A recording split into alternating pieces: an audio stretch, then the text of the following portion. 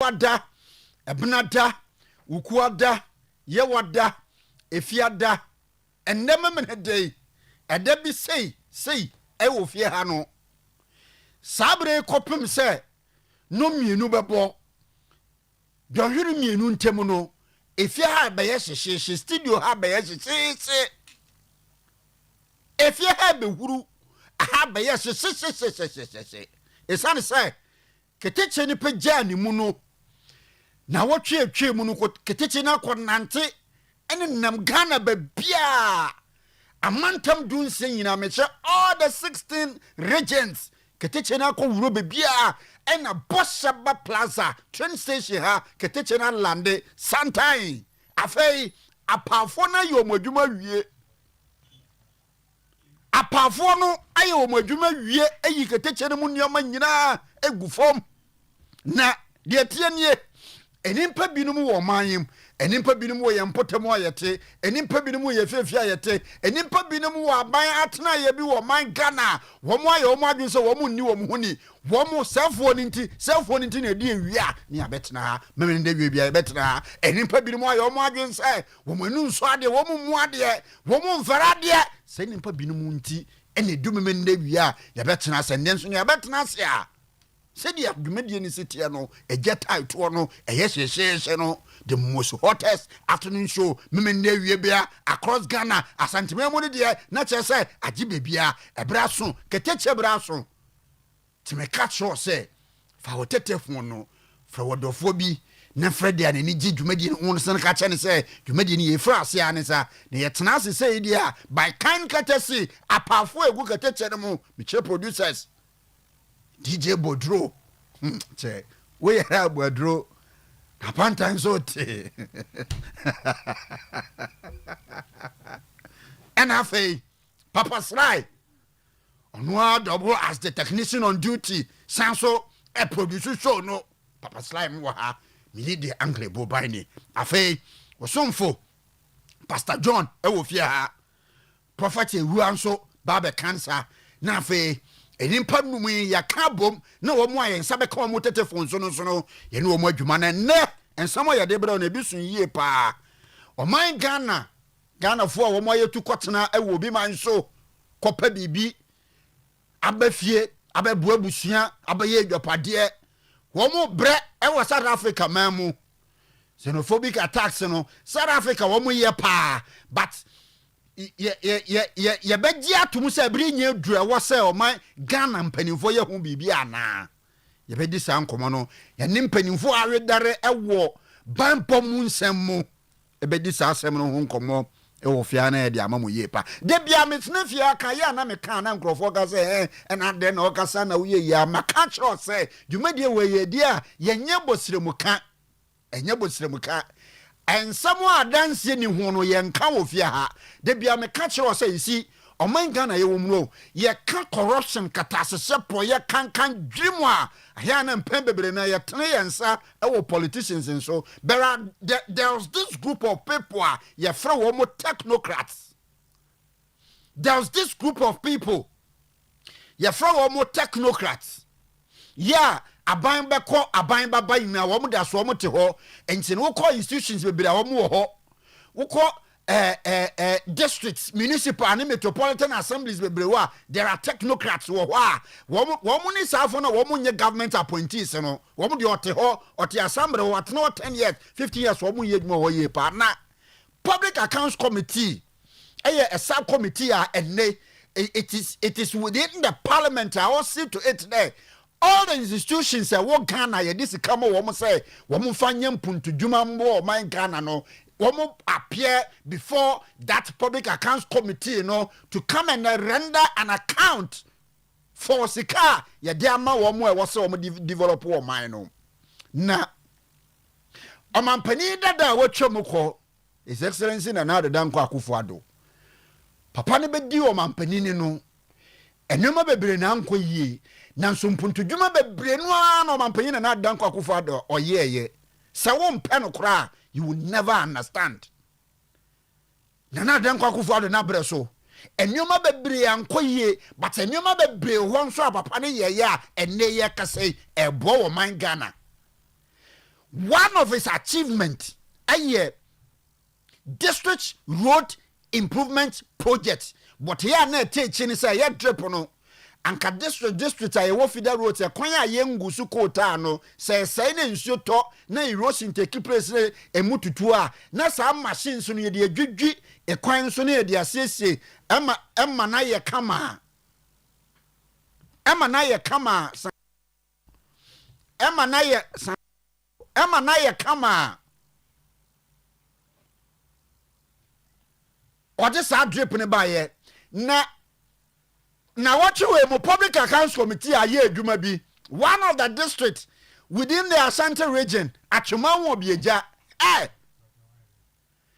woman current na account omo the drip machines no koye adwuma dakro pe just one day o drip machines no koye adwuma one day account omo render omo say sa dakro na drip machines koye adwuma no omo to fuel diesel 1.5 billion 150,000 1.5 billion yabe Everybody Christo me the Uncle Ebo Biney ma me kwa homa ne so ma yenni nkomo yemfrase with de ekoso South Africa Ghana omanfo ene Nigeria ne man ne ama before a omo South Africa sesi anu omo bre yie pa because of that xenophobic attacks no yabedi san nkomo ene ensem mebrenu ekeka ho yade ba beso mu yie pa papa we de bia me bom pa ya me bobi ma no asede so kwa me dana se yie pa ebre bia e be bo ne punu na we bia maye Yera Richard Kumado ye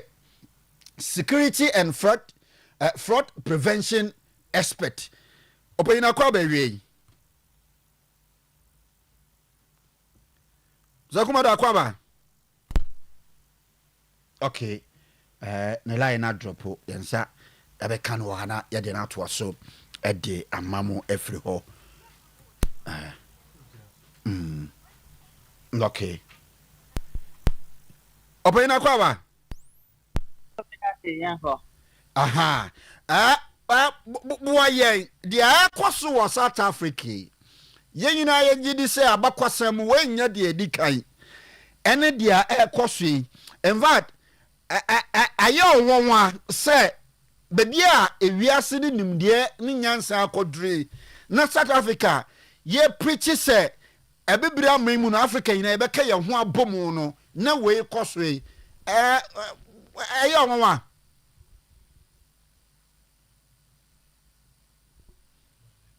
Takumado okay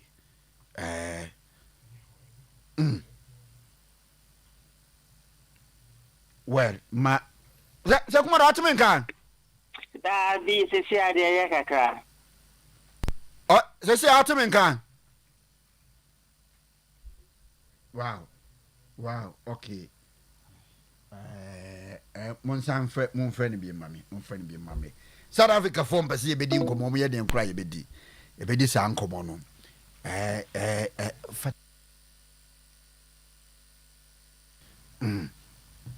South Africa form pese ye bedi nkomo ba ye bedi but se sia enkankan ni Ghana for ni Nigeria for wo South Africa mining wo mu bra yie pa get rewarded on MTN aha obo se sia de edem enti no ekoba ni say wo mu tu sa na mo bia mu ye wo mo sa Mpatwa because this a question in you de ekoso South Africa omani mu ema bia sorry tia Ghana for ne Nigeria for ne otukwatena for wo ho nyina no kankan ne bibifo no yeah debia almost this is not the first time the second time she na nyame mama but na important ni say yes e be here kan o ma penye president ni kasa nra anasa no fa we mo se wa kasa o condemning act no that is the first point of contact. The second point of responsibility is of Ketekye acting against those who perpetrated the illegal act. You know. Then the third one, he has to show that it will not happen again. But to me, yes, three way, this is the only way people will believe in. Other than that, the first one of condemning it, will be to me condemnation, and I hear all over the world. So beyond the condemnation here, okay, and you ma wa outline is a be ya bahwe say wo mo years asotwe bia e wo man ni mra mu etia saade no be kwa mo wo mo no be see to it say bi nsi bie mu no wo sha over the years there wo mo aye wo mo afa mu tire didi mu e ne de e cause say aye we have state security our country no aye hu ni say state security ni mu kura take steps to even cause arrest to omo perpetrators ni bi no they are okay after condemnation you know obetimi aye. So that is the 3-level responsibility we are expecting him as the president to do. So Wanya is as bad as Wanya Honshi. Because condemnation is the very least one. And I don't know, Obiatimi yet, and all of us have done. But he is the president of the country. And to assure say we are more responsible and accountable to all Africans and to black people in general. They have to prosecute those who perpetrated the act. And number 3, make sure that it doesn't happen again. That is the only way people are going to believe you. And to me, as Wanya is as bad as Wanya Hunchi. And so, Oban for one more few of my Mununtino, ye walk Ghana, Yanka said. Ghana for was a CI. Nay, him after say, South Africa, Mambina condemn, and ye him saw the sign your mammy and son. Wo abo boss way by ye jumano Ghana mpanimfo e wa ha e de no mo ye say I was say protect your man for one more South Africa. No, once you live in somebody's country, Ghana cannot put commandos on the ground. Yet the responsibility of South Africa government to ensure that the rights of people who live in their country are not abused. Then number 2, the responsibility of the South Africa government to ensure that challenges are addressed within South Africa. The only thing we can do is when the situation becomes a way and Ghanaians want to come, Ghana government to make provisions and bring our people home. Number 2, what Ghana government can do is we encourage people, your country at best. The embassies are the best places to get security tips and warning signs. Then the third one, foreign affairs website. Concurrently, another one after the other, the warning signs and security tips and travel tips, bro. And to call house to me who say yes, and not to me, Papa say about public safety challenges, the responsibility of the South Africa government. Ghana government, you see, from 25th of May, about the call visa free, which means that all Africans, everywhere you are, once you meet the criteria and you are qualified for visa free, you are allowed to come and stay here, to marry here, to work here, establish business. When you are involved in a crime, the Ghana government laws then never apply to you. Your public safety is the responsibility of Ghana government. Your right not to be abused is the responsibility of Ghana government. So meaning that is the way it is all over the world. So what you are saying, you don't you think that there is a way to compel South Africa mampeni any officials say wo say metimi protect ye say wo munya ye ne aka say wo kwan bi so no de di kan ye betimi use trading ni say we know say wo South African giant companies here international companies here ebinom ebi wo Ghana wo mo je mfaso ekọ South Africa mini umienu ye nim bibi ntini ye mbo mu din ya advertima wo mu bebre no awo Ghana ye kase company ta akese especially when it comes to telcos na ebi wo mu yie pa. And then 25th May ye be visa free ye ntumi nyusu eno nso no as a 2 na ye exclude wo mo ye nyusu eno no as a bargain ticketing kase ekoba sa be exclude mo anaso say mo giant companies international companies operate wo Ghana no nso no ye be ka chem sa mo nsa mo nyoma mfi ye man mu ye ntimi nyusu da sa emfa mpre banbo ma Ghana fo a wo mo South Africa. Hello, Mr. Kumado. Oh, ene ahumano haye ye pa. Mr. Kumado, atumenka. Okay, Okay, me be say me ni no din komo na mete sasem we ehu iye pa. Aha. Hello, sir. Hamza Kumado aha nti na me bisa say beyond the condemnation I expect say South Africa man be no be say emraba ye adwuma na bi nsi biemu no say Ghana so ye pese ye boy man for mo South Africa ho ban a wonyini say nyoma mienu be ye bargain ticket amaye betimi ayu so one trade any say ye were giant companies South African companies or international companies or more war set up for Ghana when it comes to take kusinu kura bakwa ni ho din ye wo mpa South African company and then also 25th November ya be visa free ye betimi ayu so eno so na say bargain tickets na ya kire mo say mo anya sa ye be exclude South Africa for all the African countries I per se ye no mo visa free no. No, Ghana, your foreign policy is we are friends of all and enemies of none. Then it's our president who is leading the reparation in the UN. Mm-hmm. And no, it's not only Ghanaians who have been enslaved, the whole of Africa. That's right.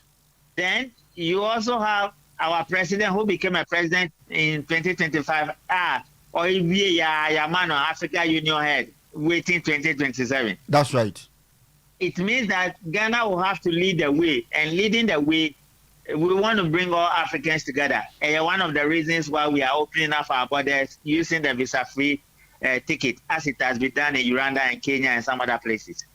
And to go on nationalism or restrictive traveling, Ghana government will weigh it carefully. And now say through time, I'm the best option on the table, they will go for it. But as it is now, they are using diplomatic and they are using dialogue, which is typical of what we do, saying that we are friends of all, enemies of none. So it is also the responsibility of other countries to take the bull by the horn and make sure they live responsibly. Right from Kwame Komandi Free, we are the ones who lead the way, and we are the ones who show the way, and we are the shining stars of Africa. So it also places a limitation on us, some radical decisions, and you never take those decisions. And some other people, because we want to bring everybody together and make sure everybody is fine. That is where our strength and energies are. Wow. And in the CI, aside diplomatic means, Ghana abandoning in penning for ebefa so far as say, Ghana for who better woman no omenya ban wo papa no bi fufo bi enu a ebetimi aye dia then obi advice law and you never can say Ghanaians or more no they should be protected and security wise so meaning but in this case hold on, don't you see said the Americans and all the foreign ones here once in a while they issue statement that's right giving security alert to their citizens. And see, as part of international law and geopolitics, the country is yours, and you are the one in charge. So you don't need a second or third person to come and tell you that you need to provide public safety challenges are addressed and security assurances are provided. What we can do is to make sure that we use our embassies to get to our people, and when their back is against the wall, we bring them home. Because some Ghanaians here, South Africans, war more. That's right. Maybe the mother is a South African, the father is a South African or something. Are they all part of the equation? Or professionals who are working there, are they all part? So there are levels of this discussion, but it is the duty and the responsibility of the South African government to do things right. But so like I was saying, you know, when one say, and run a me cow OBT so or a public fast time TV so say. Oh, here the ecosia aside the way. Say Ghana and Mebunu be sorry. Say one more year even go to that extent, a quarter of the extent South Africa for air qua. Police for ne military for ne omo kawini beto mego mountain so omo akwacheche omo video be. But in this case, you know, you always see them. Omo nyane dakro, they are there. And omo konso a camera so see the omo. Not a single movement seen in a way when they say the local security agencies within communities yes that one is not that one is not our problem. That is their problem. It's not our issue. It is the responsibility and the issue of the South African government. But effect in be say womu prepare ahowo e wo krom ho enna to extent one hwe kra me catch obi mpo say we mpo de I say nse kan ni nnua ne kontiba ne. No, so what we have a duty and responsibility to our citizens. And I say there are 3 things we can do. Our citizens should use the councillor session. Okay. Our citizens, Ghana government can make provision for our citizens to be jetted back home. Then, thirdly, Ghana government have taken the right decision in making sure that South Africans to do what they are supposed to do. If the South African government do not provide security, then we have 2 options. Bring all our people back home, those who want to come, or make sure that for their movement, they should deal with our councillor to provide them with the security tips. Those are the 2 things we can do. Okay. Maybe I dream the idea between me no. Exactly, because Ghana government will not say, sir, if you don't want to come, they will bring you here by force. Ghana government cannot say, sir, don't travel to South Africa. Because on himself, some people book tickets to go for hospitals in South Africa. That's right. And only an independent decision, and a Ghana government decision. Ghana government cannot say, sir, don't do that. What Ghana government can say, sir, udi ediani koho na oma mawamba ediana a regulatory issue. And Ghana government to make sure that they create the diplomatic channels for you. So those are the things Ghana government can do. Ghana government cannot say, sir, they've killed 3 people, so hey, Ghanaians go out there and kill 3 people in Ghana. No, Ghana government will not do that. What Ghana government will do is that, you remember when they killed some Ghanaians in Gambia? Yeah, sir. And 45, you know. Exactly. Those are the things Ghana government to do, and they are all part of what is enshrined in international law and geopolitics, and the freedom of citizens and the protection of citizens by their government. So those are the things you can do. So some videos and pictures here Cosmo we are seeing in our way. The effect on the core senka Africa yemba together in one United Africa way. It's a challenge. Right from if you go into history and remember why the African Union was set up in the first place, it's part of the reason. Then why the African Union didn't work and they didn't believe in the things Nkrumah was saying until it took them a long time to come on board. Yeah, the same reason. If you look at even the education and the history of South Africans, they don't even know their history and they don't even know their education. It's part of the problem. President Mahama has spoken on it with Buhari before when the previous ones happened. And they give chronological lines as to Nkrumah to President Rawlings and all what all of us have done. They are part of the challenges on the African continent because the black man have issues and he needed to be properly educated. Until we are able to do that, some of these difficulties will come. President Mahama train say Nyamebo next year will take the responsibility as the chairman. I can't take it this year because African Union leader. I can't take it this year. I'll take it this year. They'll put up a team, NDC, NPP, and we do it far better than any African country. That's right. They'll put up a team and start leading Africa and building the diplomatic channel that has been broken down and making sure that people are traveling free and there's free movement and many of those things. The likes of Udimaha and Koa, Yamam on diplomatic passport. It's all part of promoting the Africa unity thing. That's right. Because he travels across Africa. You have iShow Speed in Ghana. Yeah. And you saw the impact. It is all part of the Africa unity and putting Africans together and put Africa on the world map. But then, you still have some of these challenges. So I am saying that in AU or more rules and regulations, Omampeni Mahama onya sa atumi ni say ode ebedi enim say till say obetwema 2027 aba. And say na on fa seat no e den na was oye. If you forget about them and take the seat and let's go. Omo leader anka nipa 2025 na mo the leadership among 2027. On you mean na fi ho non confa leadership ni anko. But it's simple sir. It's simple. They are not leading me. Omo leadership. And yes I na mo here with ECOWAS na ye nanimu Sahel for free omu. Anamewa. Sir. until Jomama buy a sana ECOWAS. And for them, no, I think they are doing well now. No, office on Baba. They are doing well because my article be Anacha said they have some strong meetings. They would have to go and meet and think about their security. Meaning they are not coming back. So move back and they are not miracle be. They are not coming back. They are not coming back. They are doing so well. They are not. They have their own currency. They have their own army. They have their own trading among themselves. Yeah. Lucky. Yeah, Burkina Faso share. And almost we are not a problem to them, and they are also not a problem to us. But pass or move back. It will take a miracle, and I say unless it says something changed drastically on the African continent. Mamena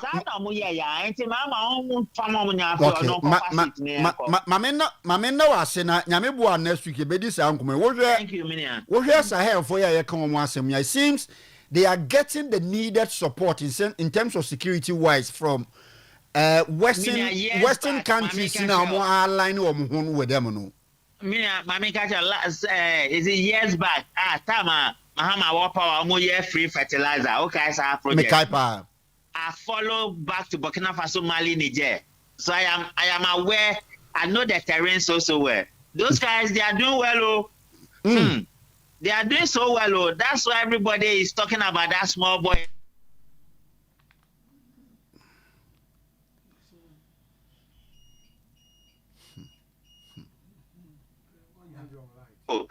Mahama is doing well. He need to push it. But you are likely going to have some difficulties like the ECOWAS in South Africa. So, that's it. Okay. Thank you. Thank you. That's it.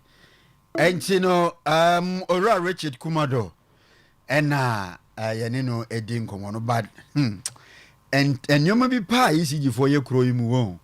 Me sen kamen kan wasan but omwa my ye might be ye adwen say nenka yenka omwa asem but omwa ya ti he ya omwa bura studio has this ya ye sen kan ye yenka be nyoma me bobo so ye be kan me ankase ye be boys ya isiji fo asem nnim Ministry of Energy for asem nnim enso ye kasa ya omwa bura studio ha they want us to talk about them. Yet to mine, we ye no ma troka, and no ma troka. It is a sia yet, and penifonians emu, one person more catcher and say, your setup, your plant, your systems are whole war, one with the generative power the Maya and you need backup. So a yomo de a yomo first of mega oh, a yatum, and I yet to in a way, soon yen we yes soon yemukasa. But Trania yo dena oh you know Wabakana come on he's proud of it one ferry. Say yeah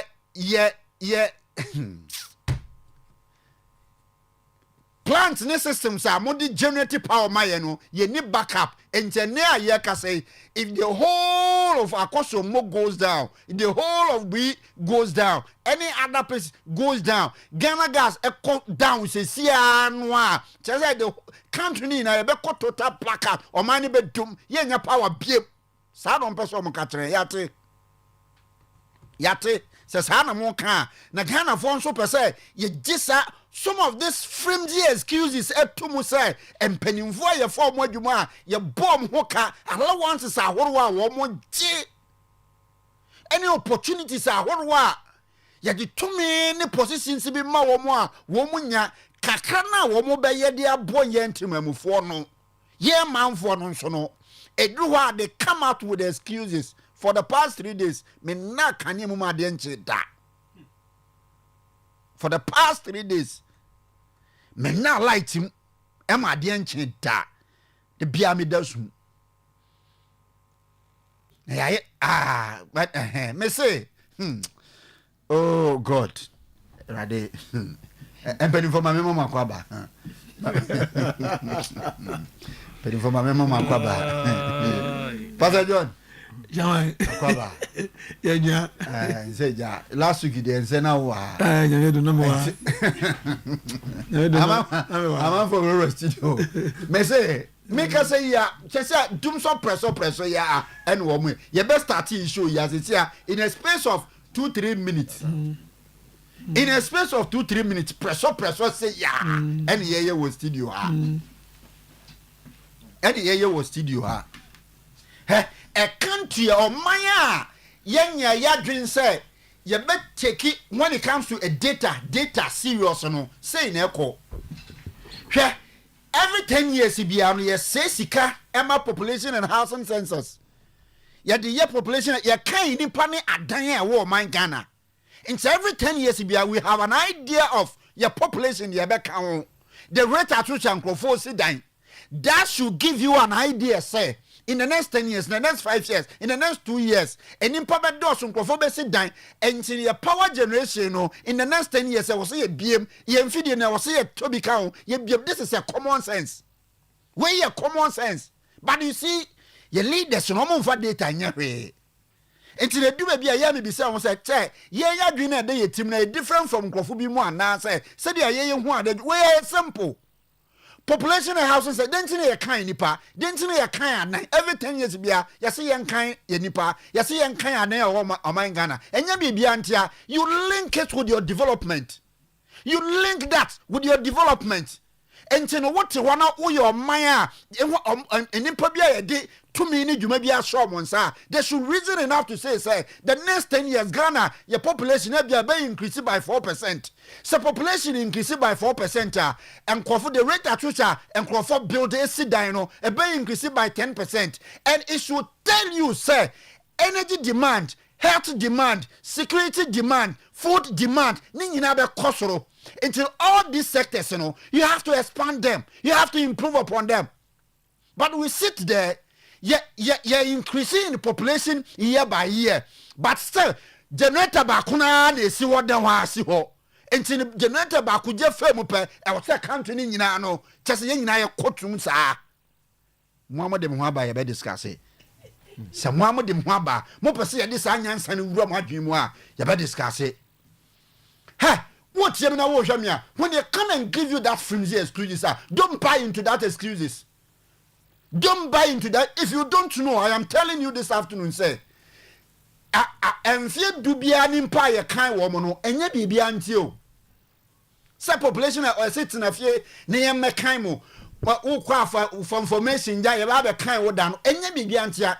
It is because of some of these things ye pese ye hu ni say ye hu do so no ye hospitals e say hia bebre e say nya school dan bebre e say ye road ya kwan ye biem esan say enimpa bebre no a be pekafo enimpa bebre be toka enimpa bebre be si dan enimpa bebre si dan so a bebre no a be ko isi ja kotomita enimpa bebre e ba enuane e say nya bebre e sa de ni ntine ye kan nimpa no mo kan wi a na mo de data na kwato dem ti de neta ba kwa eto 1969 and population endu 7 million ya ba bedu 32 million sa generator na na esi ho na wo so mfa so say de wa be sha wo say leader no de wo he sa common sense way. Anyway, Pastor John me Jeffrey de na mo mama prof akwaba prophet ewu aba last week okoye oba no so de bag bae economy prof akwaba ya nia last week so ye bo adwuma kama adwuma kama na me wo nkola mfanse nkola under age for prisons. Okay. Okay. Mission for Christ ye ku bi ayate ye boa ye ko missionary work wo urban villages ye nye ni krum. Oh, okay. And yeah, nko for no nketwa baby anko for person be kom nti yeah afi ye sise na o say ye ko ye ko sra prisons for our me under age ye ko e na say omu hia na me bia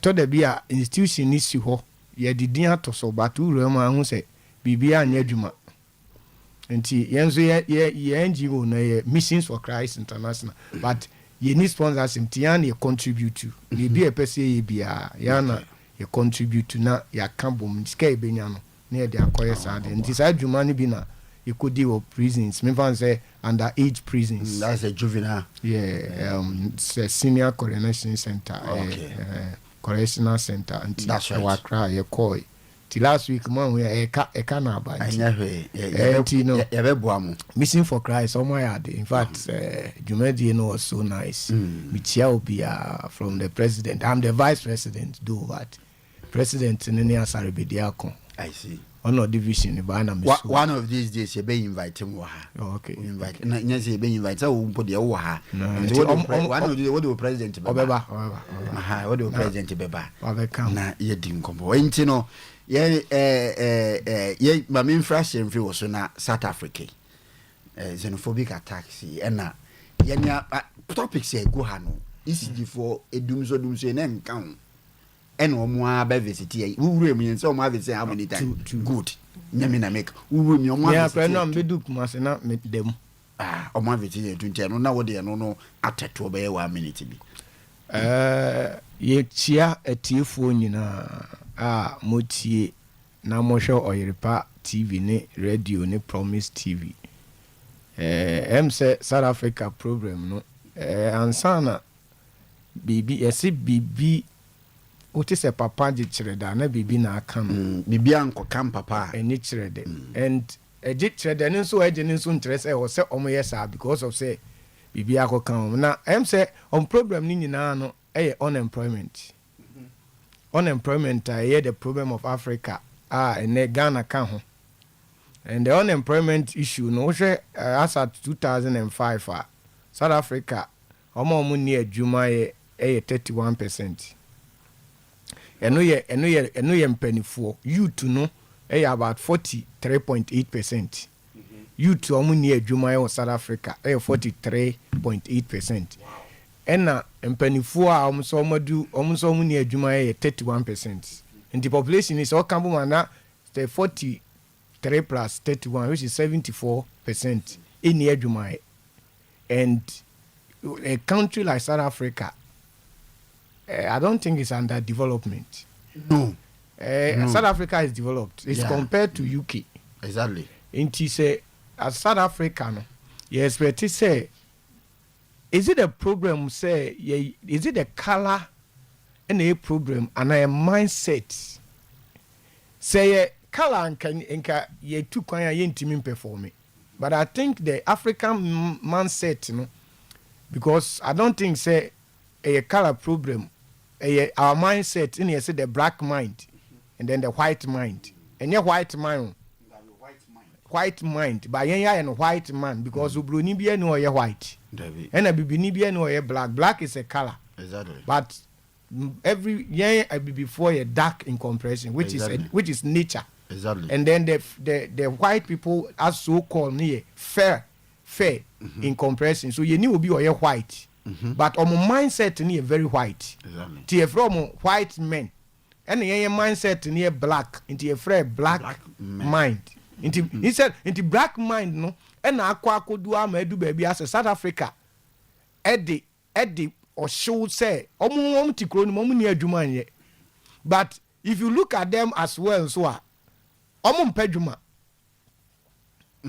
there are jobs be a Ghana ni beko South Africa obey and South Africa ni no onye okay ntina nkan so won say dia na wo kan South Africa ya home man I say utimi de to UK home yes no for instance wo ko UK se a ye we dwuma bi wo ho na se opese wo ya je se wa kusku adro akire kaka yes je se wa kusku akọ enim kakra se wo nya dwuma ye no se nye skill job e bia nsan dwuma bi a wo de gura UK akoya ye wo particular white color job bi wa je se wa kusku kakra enu bi na think say South Africa air face no one sa white color job ne dodo no education wo fom mpese o meko school no enna sa apapra fom na Ghana ni o ko hoze ko South Africa so be no wo de manual onye that is the problem enti you be say Ghana for no hairdressers omo yi three exactly memma ni na omo ye trotro on say ye life ni se ne ye training o Ghana ni nti baby abedu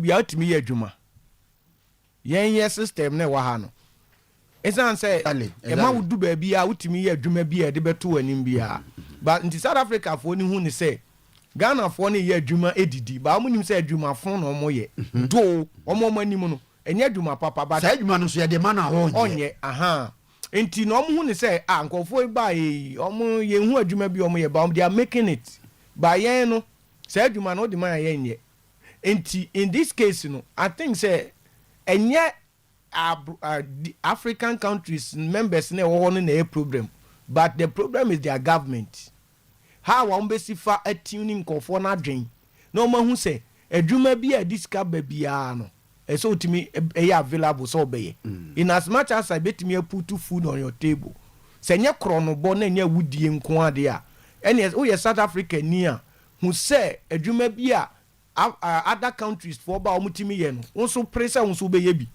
And 3 African countries ni nyina fancy etrim say why is it that you want the resources I bet me create avenues amankofo ani adwumae but yet we are struggling and suffering and this cause na ni bre aboa ne de yaw na eka ekom ne yaw na omde yesa no yen kase ne omo ye ne nye but their government no so set it up.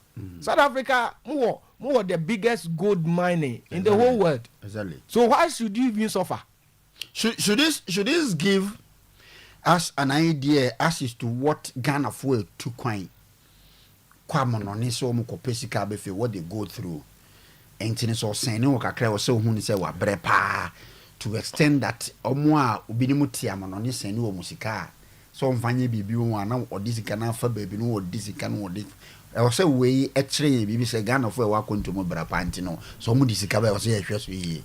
Oh, enye se Ghana ni oti akwantu mu nko a sika de obi de mawa obi ama sika o Ghana kra no ma sika enka njo so oti Ghana nti udi ni fufu won so far as what odi ade na mawo no eye sweat we ni moja that's right e na odi amawo no nti wa ni ni ya wa hadwen nti ne ekoso no man ese nkura say there are things that happen to travelers a so omo kope greener pastures yenhu ewo TV so behind the scene ankofo ntimi farmer some of our ladies are treated badly uko baby countries bia ekwan ya ni ye emma no binu kwan faso no bad but because say wo man a empanifo no adwen omonko ho na omo nwen daache ma ho a mo bre that is the problem oman no Madam for BSc man, and he was telling me say Oko Singapore as we are talking. Oma build baby see ni baby a omo ma machines nko oma reserve for in chirima.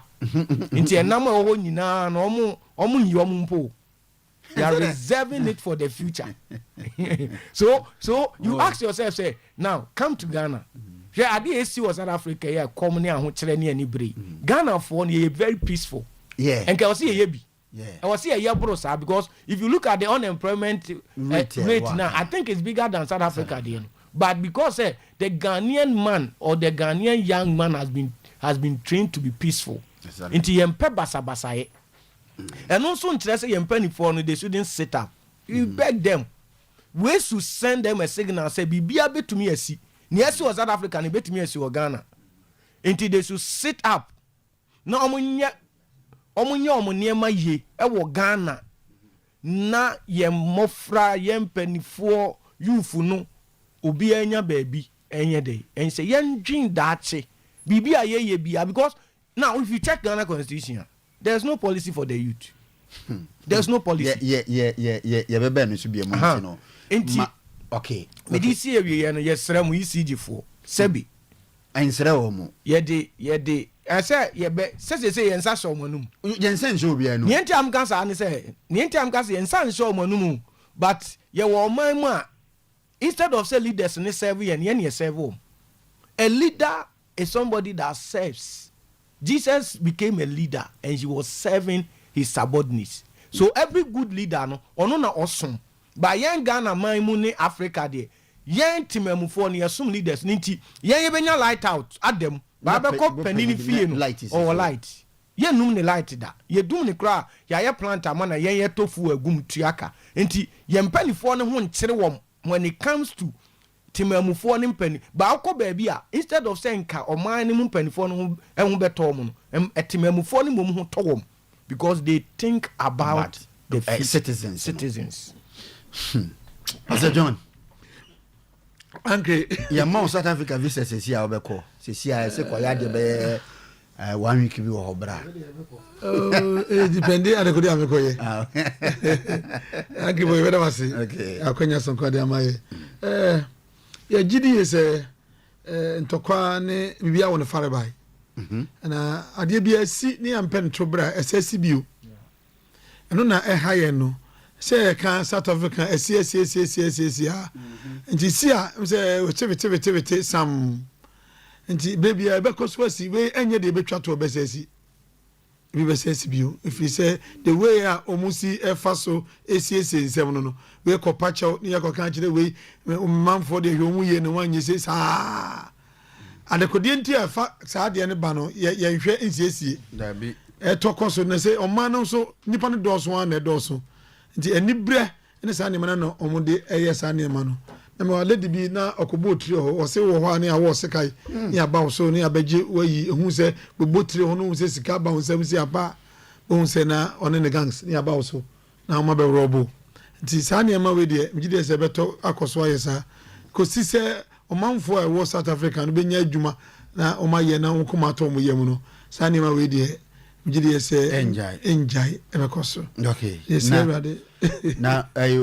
onamfo nso omunye de omunye ya yenguzo anaso muza se de na kodwo eka oman mu no am se aban bia basoa omu a etewa ye adwuma no de enima ne se yasesa panin na otewo ne de technocrats no omu ni technocrats no omu a wo form ne ye adwuma ai na um se ya ne omu ba omu ti se leaders na exactly omu be di sa ade ne nim no nti ono no be chire mu amma aban a wo so what I say problem no ho ekoso ekotwa koba tiweba no obecheche no aka ne say ebi okora ebi nkwa tumi kan aka kosi say asa abana no ote so kan na mo no ho modern nti na ekoba asa ono so abetira so ono so be the same thing we can never be so nti sa container bebe ba na say ayira yehunu edi ne wum eche okay eche o meka say nyina ye but say edi ne wum say initially no na almost say ye na wom cables any bi o say prepaid meters ne insulators ne ade ICG for you so enno me ka che to mo de buy say o mo de be boa na adwuma na tumi akoso exactly yes sir na way exactly be say away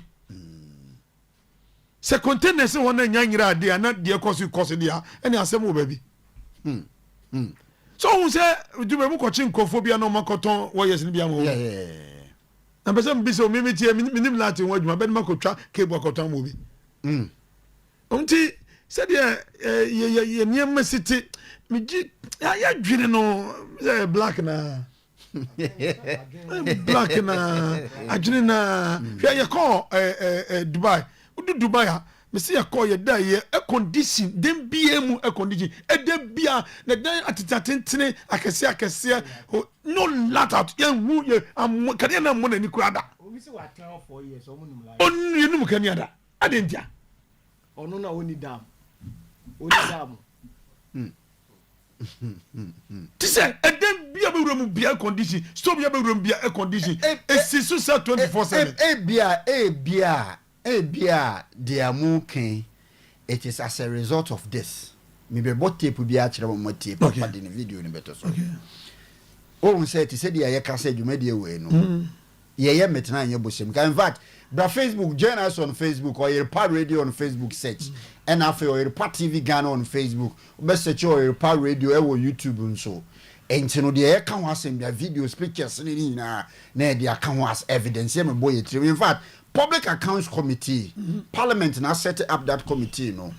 And now institutions I am more musika, so find development, find punto jumano, oba yama 20,000 Ghana cedis, yama 2 billion Ghana cedis. I say fire away. No, wabe na can't just say auditors beba, no watch them okay the way into auditors in who infractions be womope. They will give your report to the Public Accounts Committee. Okay. Na Public Accounts Committee what na wa appear before them na wa be chirem assist to the ntia charge budget course infractions in the bar yes sika e kase de mo wodi ama na bro so ana wendi ana de kasa fa ye wodi akoye bi e taso mo a de on person mo ye na mrache so mo ye na this week omo ba Ashanti region public accounts come 3 weeks ago omo ko northern region it's in the districts between all the 5 northern regions you know omo committee omo district municipal and then metropolitan assemblies ni na and omo aba be do Ashanti region no omo the some part of Bono Ahafo, Bono East region, Ashanti region, no more year or han or mobile to come in and answer questions. Na a drew Achuman will be a jet district so. Na drip machines here, I can was me. One of the drip machines, a quite say, one of the quiet to road in the so ama, I am more trouble. Within the district, and say a feeder route. Come back. Now, wouldn't machines in Koyajuma just 1 day, and 1 week and 1 month, just a day from an passes to a number 5 and then number 6. Within 12 hours, you know, what would to fuel 150,000 almost to fuel 150,000 Ghana cedis. I'm saying that machine in no. Machine in no. 150,000 Ghana cedis. 1.5 billion. Dakro. Now, machine and Gaza. Put them a and Yamin, I mean, Bob Mr. Moka, Yenti, Public Accounts Committee, you are near ba. It is a Papa Yanko, 4th of November. 1 day. You paid over 100. You paid 1,000 for fuel for drip machines, drip projects. 150,000 1 day fuel. Do you know how many Land Cruisers you can fill with that 150,000? Things are not adding up. Officers, auditors, I think this is a clue for you guys to look at it. 150,000 on 1 day, November 4th, 2024. All for fuel. They pay to Total Energies. And December 31st, which was a half day, that was when you drew the 200,000. And no, the 150,000 yes. too was by cash. These An are all assembly cash. that struggles to honor a checks. You dish out 150,000 Ghana cedis in cash to buy fuel in a day.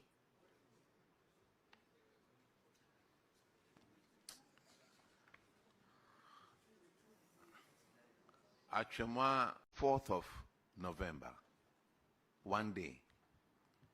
You paid over 100. Like I said, we are never and I mean, Bonnie Bimnity and I be a 1 to the year. Me say, you saw drip machine, you see, you were Maya. The electricity company of Ghana, together with the Ministry of Energy, they are finding it difficult to say, in Kanye, bet me, Ginas Ramon, on my Ghana, though.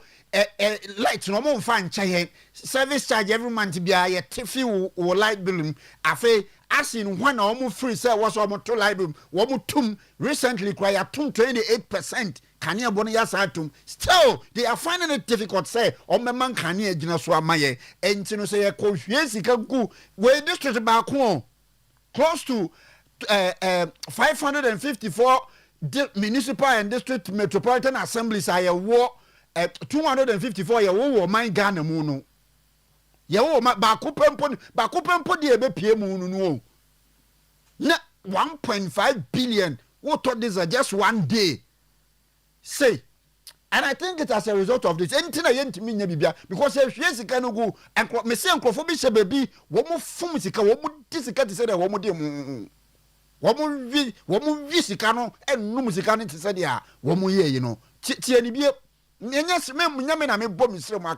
fact, what deputy chair, commended the Negro member of parliament, Honorable Samuel Atamils, former president, the late Atamils, Nimiano, why a deputy chair. A brown says an honorable one chairperson of the committee, public accounts committee, TNB drip machines, Mukoye Juma, tough world, 150,000, 1.5 billion, Dakro. ɛdɛn krono no adan waji krono mu title ana yɛ de wo yawo ba kyese yawo ba asase so a na wo besua sa krono pono a ɛne yɛ de wo de anka be yehu tie ni biem 4th of November, one day. 4th of November. You paid one day.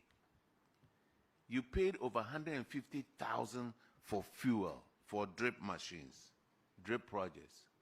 150,000 one day fuel. Do you know how many Land Cruisers you can fill with that 150,000? Things are not adding up.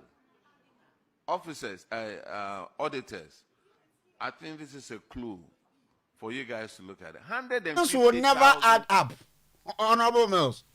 Things all add up because if you have the encrophobia of one genus, I won't say, oh, Jerry, anopa, cell phone, so promo pursue to say, oh, Gerano passes you to bot-eye, no quatrana carbon say, from the fear corner officer, Cronan Kwan or Deco, says, yeah.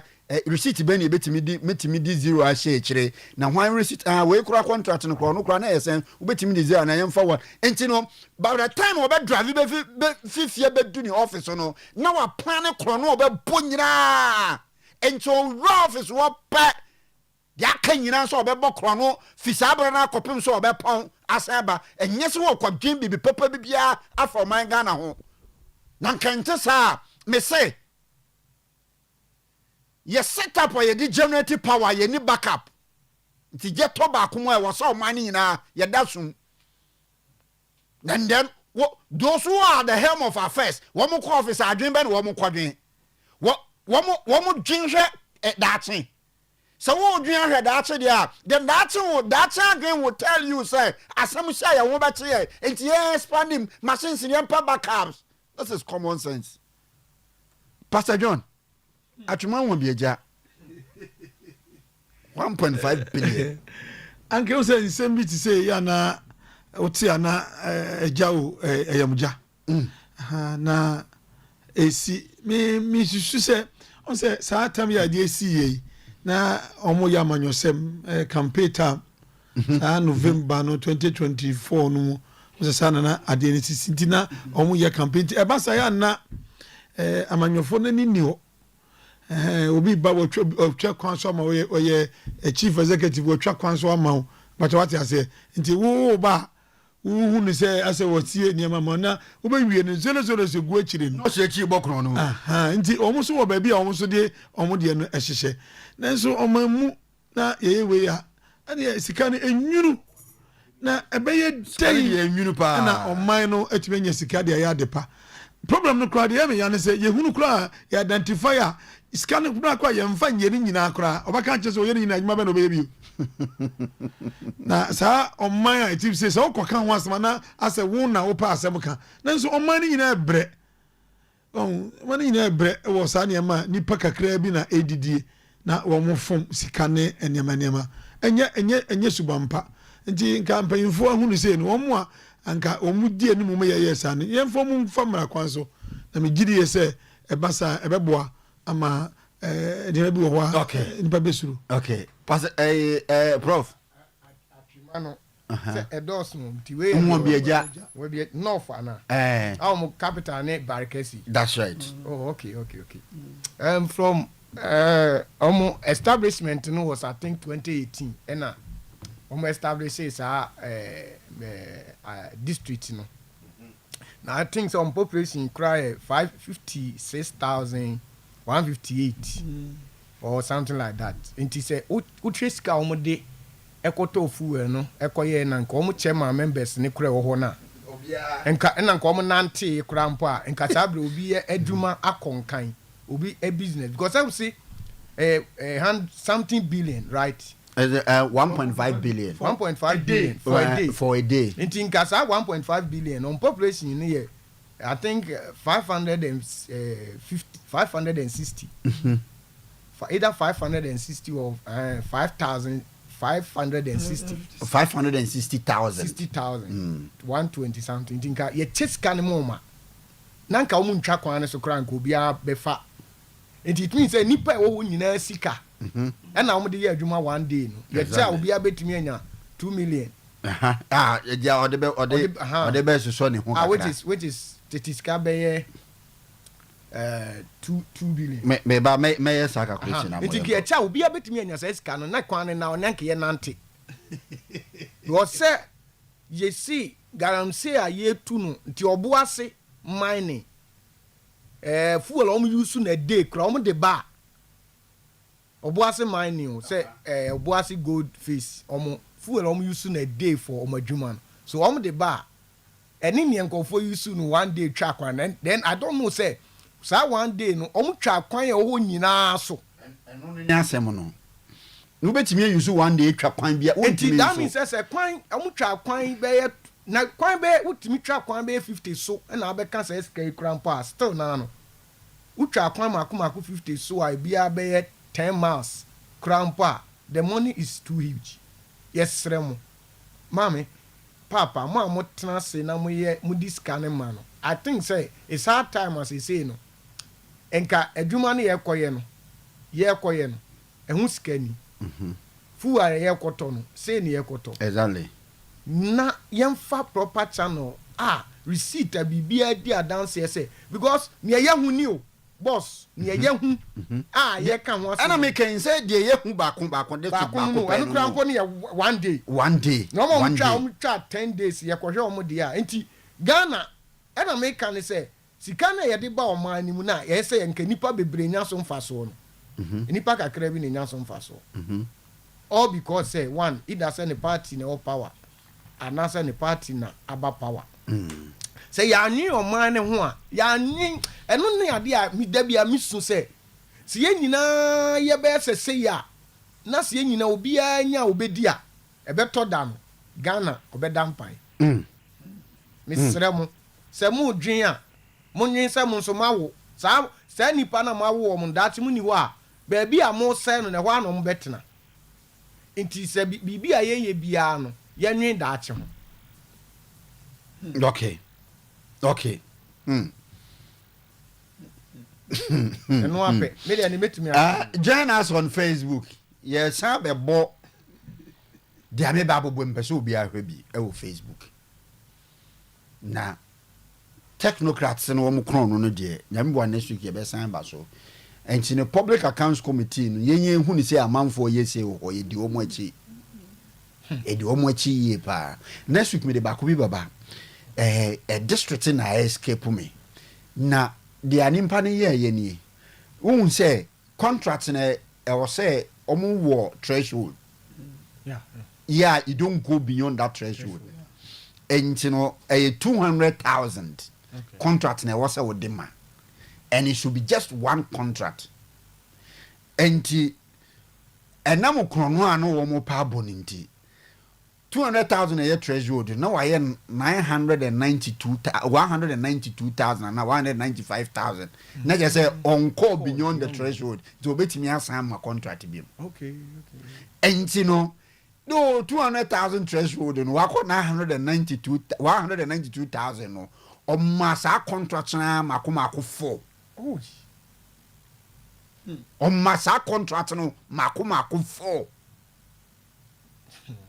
enti no okaso o yes smart obetimi dey bring of any so say threshold no ye 200 o go beyond and I say wetin branch 900 na say still there's a room for so betimi ama contract biem na gede no ye beba technocrats na bokro no papa me kan say kro wo mu wie sika papa se ma men kan sa de ye bokire wo sisi anya me na me kan ye video na da so and omo appear before the public accounts committee committee na nyi madam committee no ototo wona no na ho anka se wode dem asem no tugwa na prophet Ewa and Pastor John your society we are losing a lot of things eno ene enimpa mpu nimpa biem enimpa mbu mpanimfo biem enkwala mbu mpanimfo biem e wo society aye wo memu oba santimante mu a chese obia timi sore na wo kaseti a chiame bia sorry ano de nani akyerem ewo manchia no wakasa tia akyeame na ni nyina ya manwofo politicians and wo mo awura mabunu bia akyira wo mo de awura tribalism wo mo de awura churchism wo mo de awura so enne ukọ asorum ensorum kura no politics a wo mo ye wo a wo mo de politics e divide wo mo so wo mo sum nyame mu no ene wo mo aya na wo mo de awura traditional council yen ahemfum ene wo mo etu emebunu bia enam se wo mo nyantete panti ene wo mo di atem na week we ya ye wo mu emma se week we ya ye wo mu emma se aha na ye adwuma ye operate wo adum ena adum the capital city of Ashanti region the central business district aha na ye operate na wiki Asanteman council wo mo kwa asetena wo mo kwadwendwene ye Asanteman wura e de asem mitudwa no de afotuo bi ma politicians tie te kokoso na ose tutu otoso mienu Asanteman wura de Asanteman nyina ye ne dia o de afotuo bi ma politicians na ye bo wi a ye behwe politicians enim na ya kan ko nkware akere wo mu so that nonsense must stop ntiyentie papa yanko edi akoko to wachare am ya bua no o ko ni kroma na media minister bia to security yam anafa so onya hine di amara kwa mo ana so pa asema ba wie akoko go to so bia koko ama register no register no e tie pa na sinu ba ama o ko no kroma media minister ka kroma o pa tenti mo ba now the onya hine na fa kuro na fa na the onya na fa kuro na the onya so ba sima fa ka kwa minister for camp minister for camp ana principal you know President Minister or President you know Minister for local government work home Minister for interior o mi aka ho Minister for local government chief guest regional minister principal o omina ayo regional minister principal o sampa mo kwa kwachinipa oh yeah sampa mo kwachinipa na regional minister na Fred Judge holiday no afre say one remand wo assemble sampa na mo kwa mabakwache moche fun e wori dey go regional minister ahwe say remand moche fun e fa wori dey go say remand asa na me ka kire no woni ne nkrofo anya minister mre ye ninka so why amre o ye ninka so mre ye ninka so ene mo nya tumi nti mo fanya de mo pe tumi na ba be ninka so ti no ene mo nya mo fanya tumi na ba be na sampa hini wonwu bro no so na di mo fanya sampa o ko be bia ko le di kokko enchi ebia one thing here won okay mama nsambo ni bi one thing here papa emre ye ninka so de hono kura ni nyam ye emre ye ninka so and it is true ebre bi etwam na mpipi amanyoku free say amanyoku ni mu mba mpanimfo bi ye tu wo mo fo ase wo mo na wo mo apege wo mo meti aya na se wo mo betena Ghana so ache na nsenya power ni film nsem wo se de mpipi mpanimfo aya mobo che aye che wo mo ya che wo mo na wo mo aya mobo mpanimfo ni bi okra ya che wo mo wo nya mpipi supporters okra na mo akogu bebi a de na akoso kra bosama mo se munya no na wo mo nya bi na ebra dane ne bra dane adane di ama wo mo na ma yentini bi e bia wantini ye ma yentini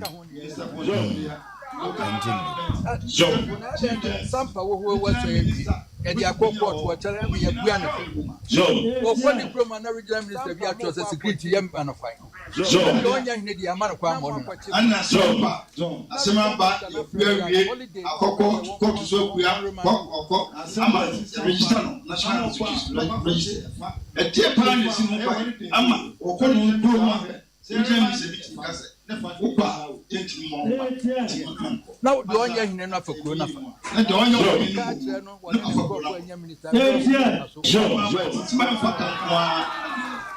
minister for cap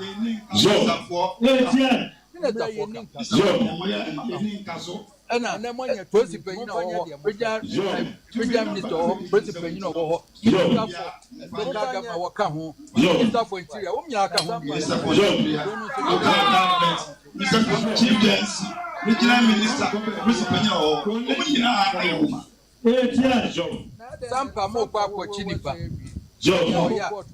na mo akwachi fa na regional minister na Fred Judge holiday no afreze one reminder asema sampa na mo kwa mabakwachi mo che fa e holiday go na regional minister ahwe se remind na fa ni lawo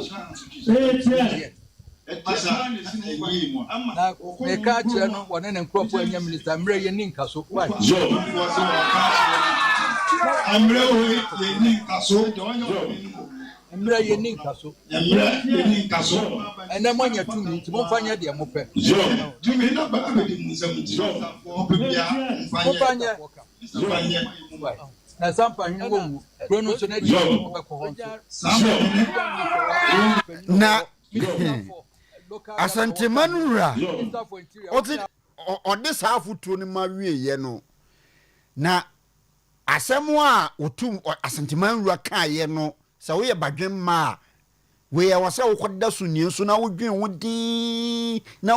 din na wo famu aba mese sa asem we ye ka kire badwen ba se ebre ye ninka so se won nim na wo ntiase a mese mama wo example ebre bi etwom ya na MPP aban wo MPP party wa ban mu na mpanimfo bi wo ha wo mo nam a case edi wo mo achi security edi wo mo achi enne bako okọ be bia wo no nko akwante nkro ade ntia ebra dane na brebe dane so je safutuo no ko wie ye pa ana politicians wo mu tu wo mu nkrofo egu social media ene wo mu start here na kwa ba ko bi de ensem otena social media kan ye no I don't want to give him that mileage into na membo no na wo hwe onu a wo hwe ni ti ene na pampo mu a epa na wo hwe se di osikasa no a bibia nka nche o se na busua panyin ntuma mo kan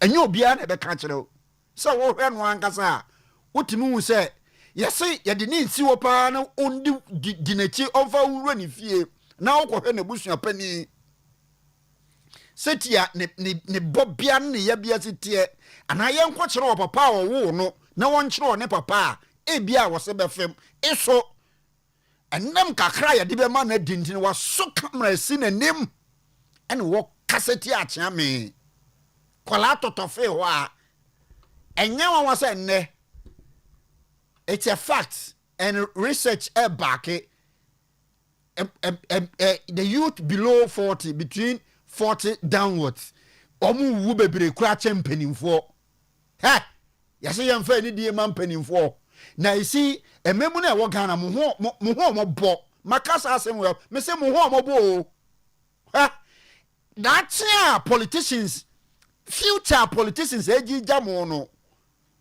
monim the kind of future politicians person wo mu ja wo ho a kabo samwa mo de mo nsabe gumutri 21st century politicians asika wia na yi wo mo de enye bibi papa bi obaya aboama wo daache wo ne enkwala wo be wo mo daache wasefo wo ma wo nananom ba banya so mfaso enye no wo mo ye and this is what you are supporting. What they are interested in say one be ma contract wo be ye nioma wo ma wie sika wo mo abetimi dia bo wo mo ahoban ahwe wo mo busua nko a wo mo ndwe no. These people, you are defending them to extend that the very leaders say enyom koye dia ye be dwane akọ mo nche say wo mbre mi mbaboa he no asofo ene ahemfo no ye gina politicians e chi na sika kuma bia de ba ma ye nti no ye rane wo mu nyina down ye de wo mu ani twetwefo wow monko so nye me ntumu fu se munyai min betron to bebu no bia fu se jampani fo atem de die politicians kakra ye de be ma ho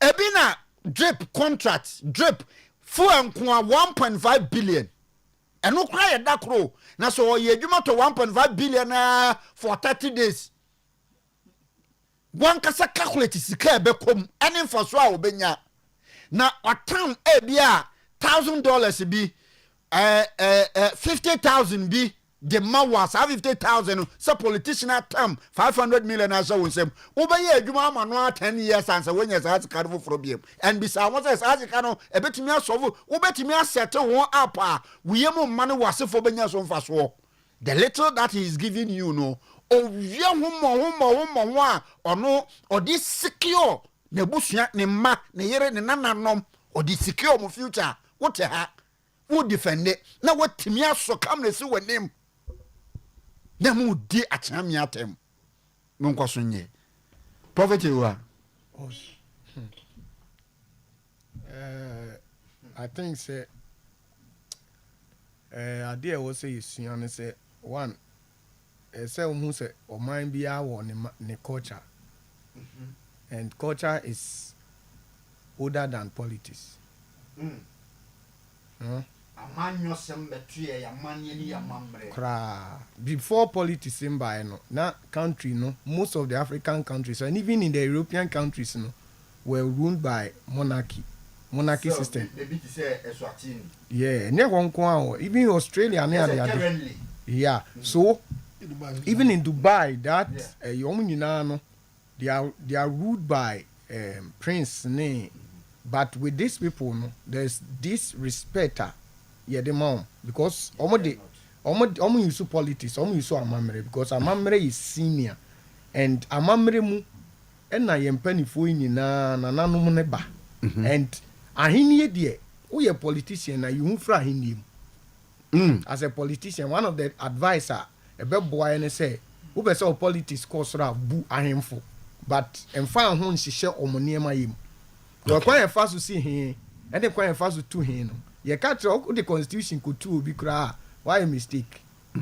What do I say? Enti say nana utumfo sebi ye teneso ya sole. What do I say? Onye ohin keke. Enti ye di asem aba, omo di asem no. E di asem na ko ya gazette. Ene ye say onko.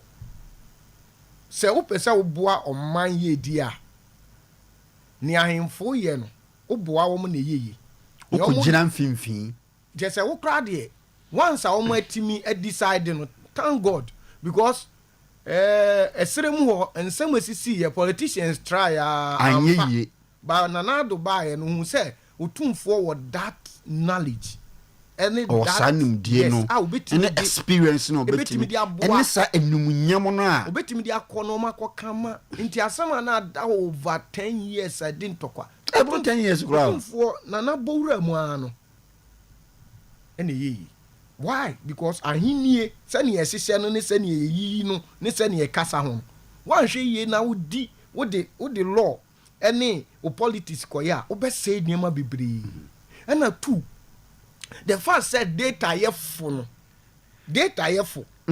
but who di obi atem one the kind edi hu atem okay satem na me di me ho no me di nipa no me di kan de edi me eye me wi a me fa nya me papa me de ye me papa wi a me fa nya me papa nuam me fa nya me maame se me de ye o mo na ye o mo de de a me de kwa bonten e be ye de na nya se data ya funti uto data si uso na obi a wabobra we politics ni free wa sebi nkofo bebro wa nya politics an ko mo bra se nya politics no mo so mo ko pa adwuma mo CV nye a mo di benya adwuma mpo aye o Ghana ebe di enti se wo ohia yatete no na wabedi ade ono na se to ne din wo Ghana na ahimfo ko a sabi ye dwane kotoa no na wabam na wabeboan emfa wo 4 years sabi wo 4 years ama tumi ne yede ase wo nsa no enkoko ntia no because at the end of the day no you see the wager ne wonna eni wager ene wonna eni na unkwan nare awale wasase so enti obi opesa ne nkwan na ewa no mo nye obi a peniti se na natumfo peniti se atiami ma se bi ma bobrawo wuyi se wuyi school krafi we bi mu wo ewo abobra hwe enti abranti a wasi so a data ye funti unka se papa no wo ma but they don't know omu nim wo menchia ho no ebi mu PhD doctors wo mo ebi mu abo degrees PhD doc enye nimpa sabi nimpa bia kekene egu menchia so no but they have no idea ene ye ka se data ye fo a entresa baba wa brand ye te won kwan na so di u pese onyi cha ensem se ye ma obi mo pa se politicians ni fi se ya omo manye sa ade no that's right omo mani ni Ghana wo na wo no sabi utisa me awenfo ba abrabo mu awe so ama no abema 500 cedi no ono aka to se na de no mfa ma ne banto data yen mpanifo da be na hu se sabi ye ma mpani bi ba abedina TV so ye obi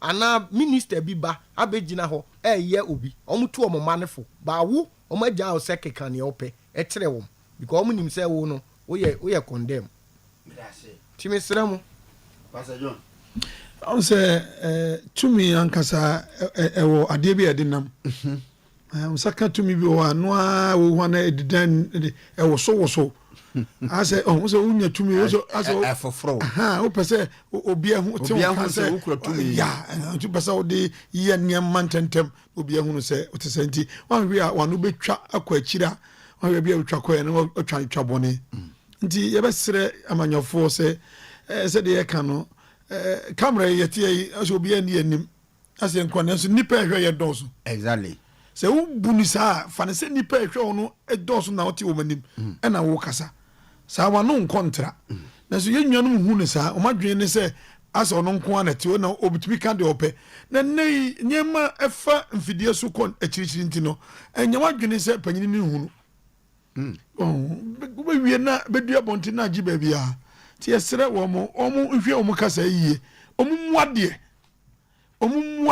ene mebu ne muade o omo muade papa onim se me ya de makwa ha me ne se ya na ahin sem ne sa ne mane nyina enne ahin fu nyina ton ase omo de omo ko sha manjofo ase ba ahin fu so sia ahin but what you say omo de omo ko sha wo mo ase oba no ma petro bi ne ade but hunu akonwa wote so se eso chensa eniema no wo akonwa no obi nyi firu se dise wo brabo na nyi nti amanyoni a ono ne bre se na naka yi ebre wo ye ni nkaso nanka wo mo ho odene ebo boxing ene odi ayi gina ringi mu a azuma gina ringi mu a me nyiri ye se woto no sakora be ko nti ye hunu sa na de wo ye bia bebedu ade wo ye ontumi nya bio kasakora wo kan be kakra kasakora ma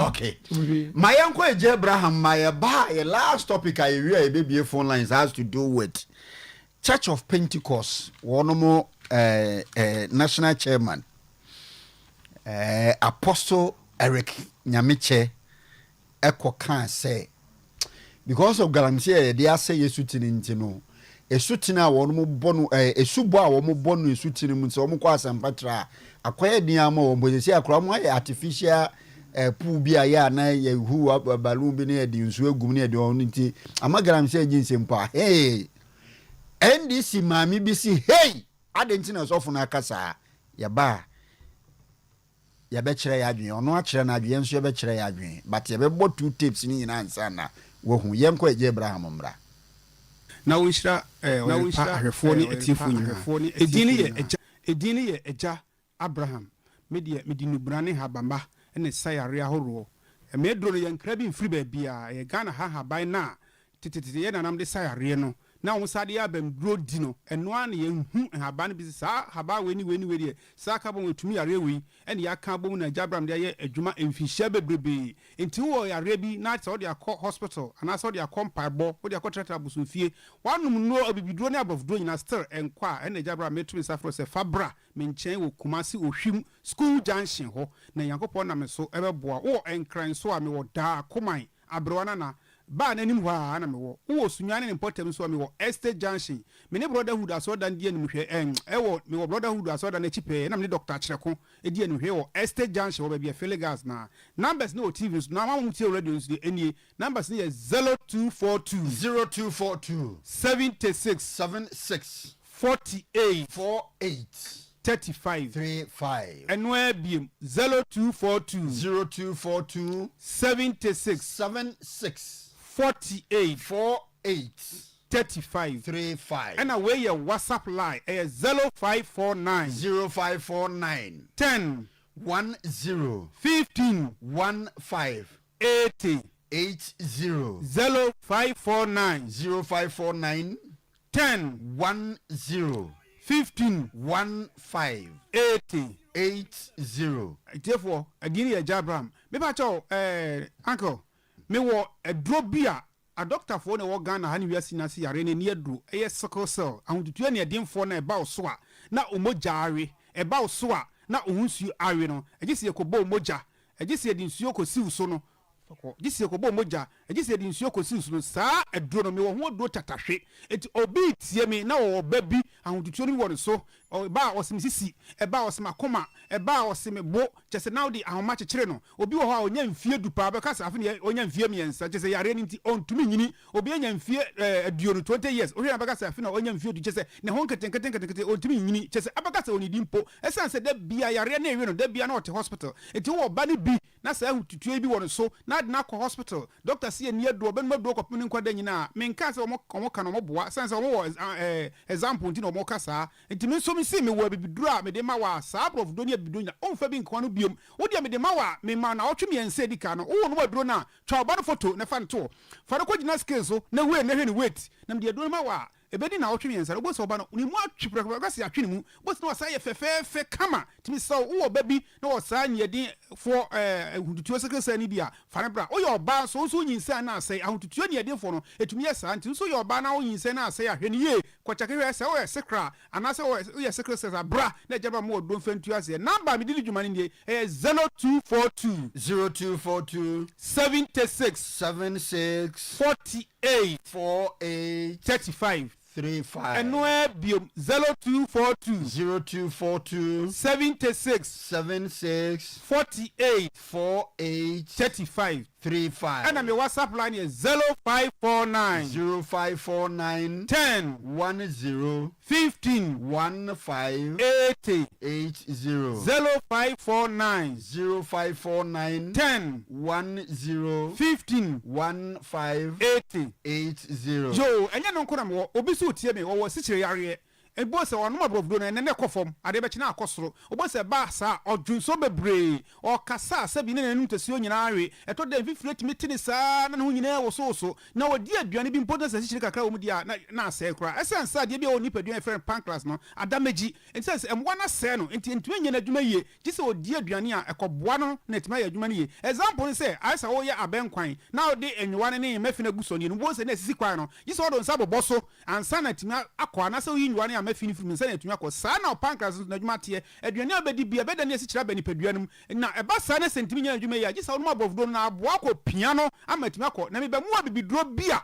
eno senia ade na ye no ebe kra mu nyina yi fini nyina funtu de die aduane bia eda ne sikira bani paduanum a kono abofdo bia eno abe sakra no ho na timi di ye adwuma se de ankane na oni sikira yare na utibi edidi ye no obi o wiase bia o sugar na ebo me ka chem se ye ntu sugar se ye managi sugar no ekosora eyasem eba fom so a eyasem ese da no ma na Jabram be mu oduro na ba be da no ma enkosoro biem ene so ma fom biem na je bia aduane abedi o na sakrem kama na nipa aduane adwuma sraw o tie bi na wo sikye yare a bra na me mu oduro me si ye be boa ma enkosoro biem enya no nko o de ne hepatitis B da bia me ba me ka se wa police pani bi na ne nwane ko UK wonya hepatitis B ya ma na nko me de aduro ma na oboso na otwemienu okọ efrim se o UK o ye adwuma de be bo abusuafo nyina nti wo tie me na obusuo ni bi nya hepatitis B o na chine nko wa no mabrofuro no bibiduo chese ni da so asa ne so tia na tie ne honam nyina ne ya wo de fa ne bra me ma na otwe me nsa pe me de bedo no ma wa o ba na se o pese hu no kro ma kwa cheke vala load na hu mo wado do no me de do no ma wa wo de di na otwe me nsa sa kwa cheke se hu ye 1000 wo ko na ba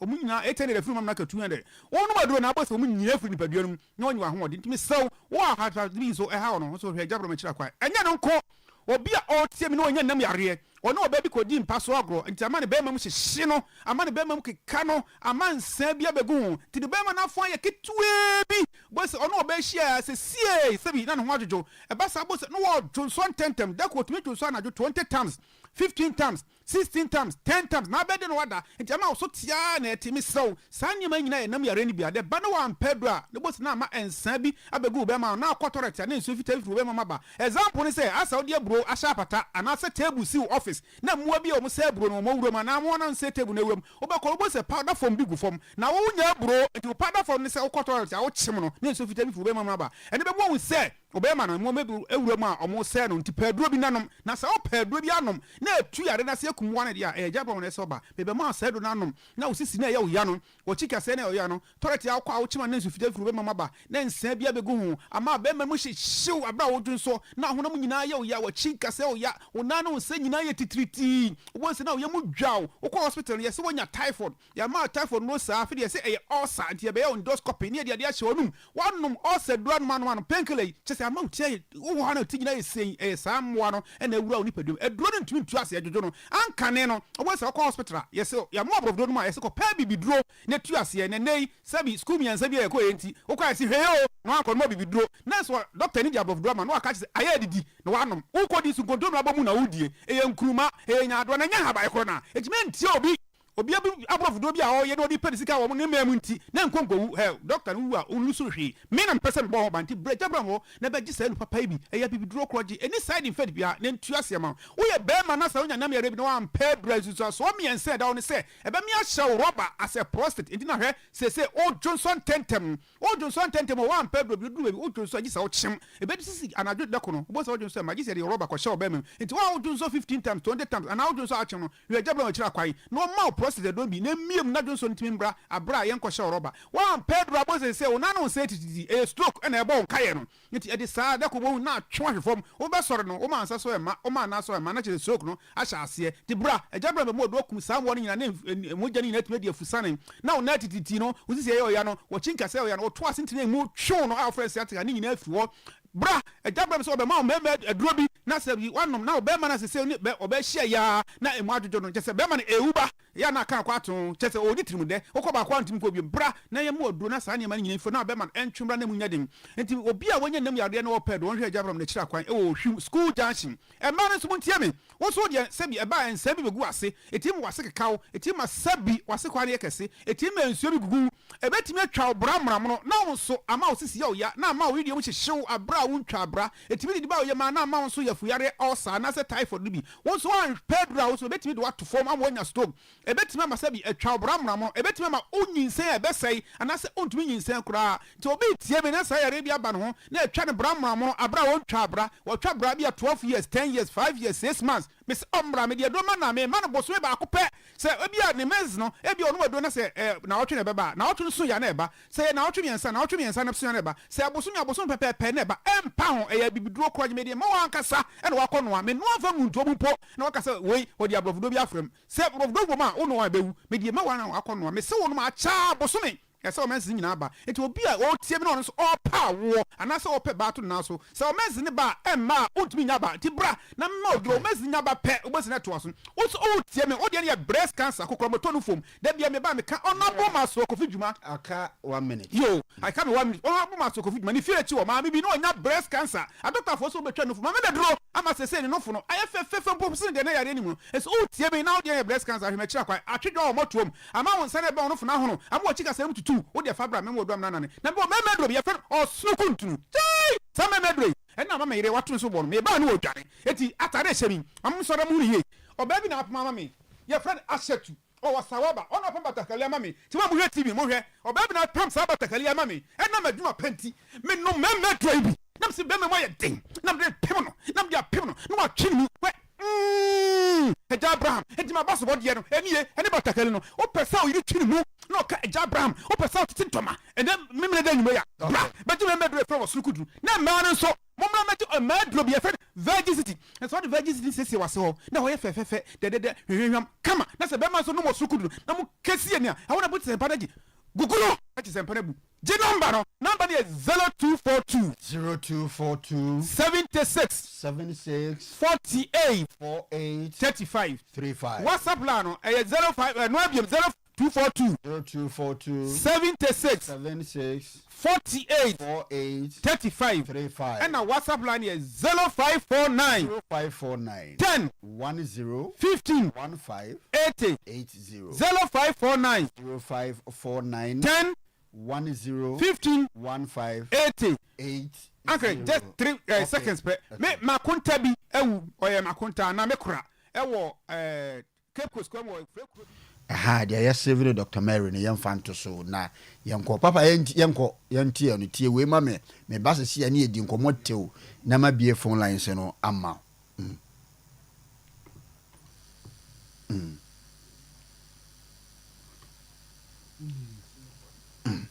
next time okay ma form to that okay baba Dr. Mary no dia ya oye nyame nipa chairman Pentecost chairman the better because oye nyame next time the better next time ma form to that level from prisons yes from me Dr. Mary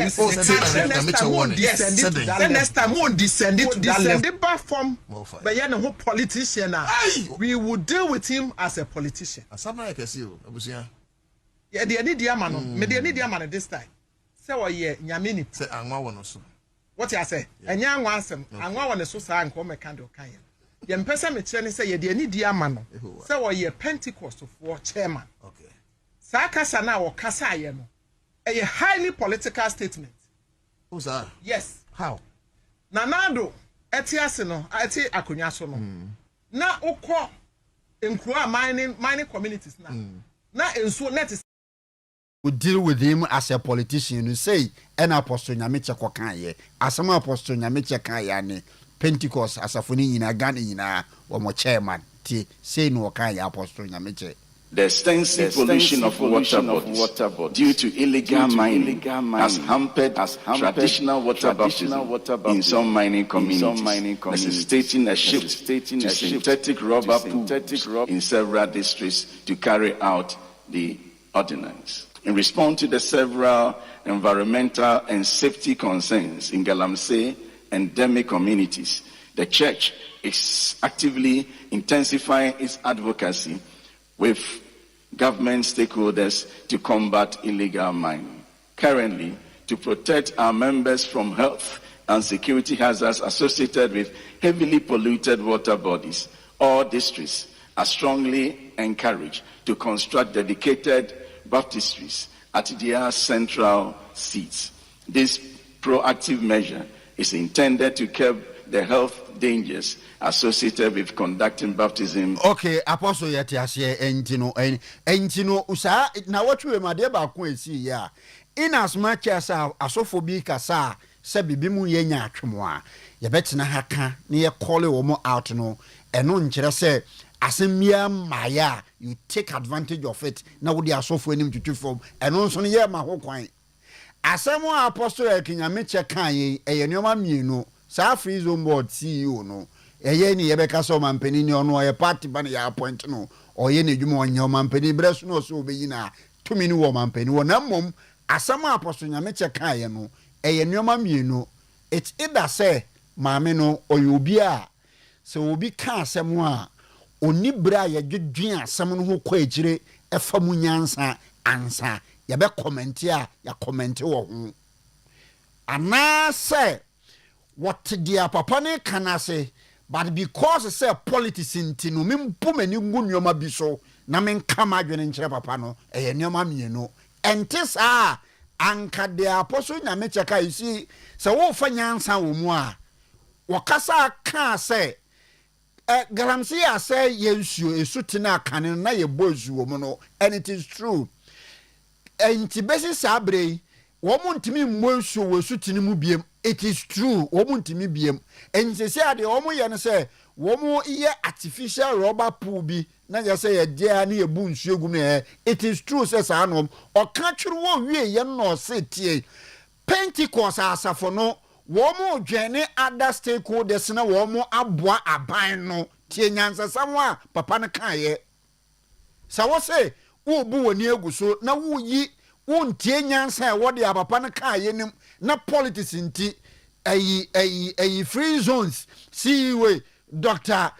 Maria Wusi wontie nyansa na e wo mu a ye betwe wadwene gina nyansa na e wo mu no asama o kan wan fa ntwe wo sa o say Pentecost asafoni nyina they will join hands with other stakeholders na wo mo aboa pan ama na fight galamsey no ebre no ko mamema Pastor John emfa a minute na prophet one for a minute na for yemie full lines no Pastor John say na wodi ka no say obi kasa utie asam no ye ko wie na fe watumi anyemu aba na wodi akse wasem bi kan waka on say Bible mumpo papa bi no ne ba ba kokoji nhira Jacob ne ayi na one ne kasa no mi anke bi am soro ko say papa no dome me ba say na asem no ansa no woto ho o ka che ne say baba so be kente ho de maka nyina no betuma yi ho afrim exactly papa kan say nyina wie no what the solution eba exactly o kire na dwen ne de gina ya asoro no so asi